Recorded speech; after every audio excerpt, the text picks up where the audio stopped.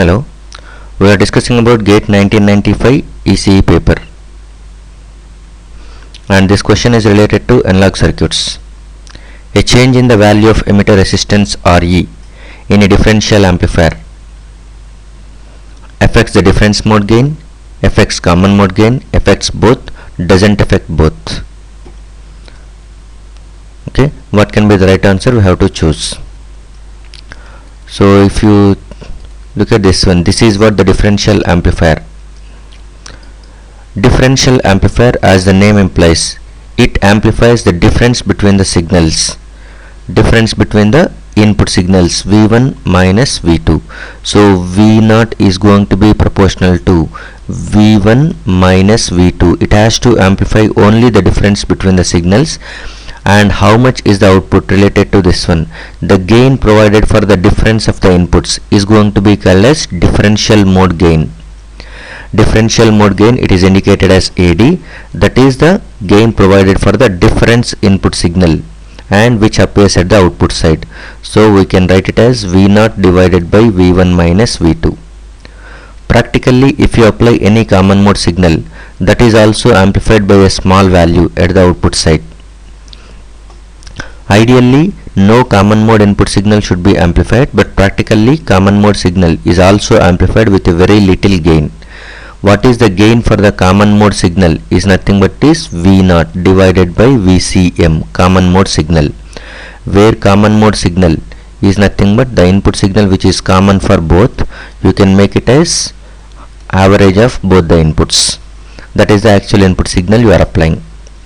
So the equation for AD for a differential amplifier, differential mode gain AD is equal to GM into RC. RC is nothing but collector resistance, GM is transconductance of the BJT. So differential mode gain directly depends on transconductance of the BJT and RC. GM can be calculated as IC by VT. Okay, so here AD directly proportional to RC.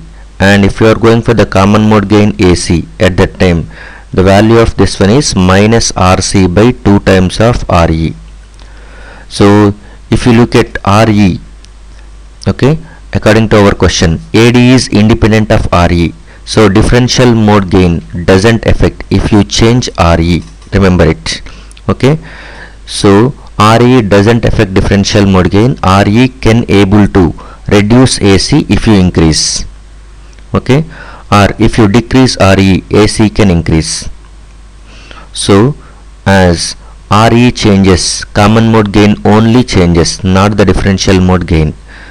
So the answer is going to be B. It only affects common mode gain, it doesn't affect differential mode gain. Okay, and if let us assume RE is going to be increases, at that time AC is going to be reduces. By that time CMRR is going to be increases, because CMRR is nothing but common mode rejection ratio, which is a measure of how effectively the differential amplifier is rejecting the common mode signal. That can be written as AD by AC. AD by AC. So ideally AC is 0, CMRR is infinite, but as RE increases, AC reduces, which implies nothing but CMRR is going to be increases. So ideal values, ideally CMRR has to be infinite and AD has to be very large. Okay, and AC has to be 0. So that requires RE should be equal to infinite. RE is equal to infinite is nothing but constant current source. Constant current source has to be placed across instead of RE. This must be replaced with a constant current source, because constant current source will have internal impedance of infinity.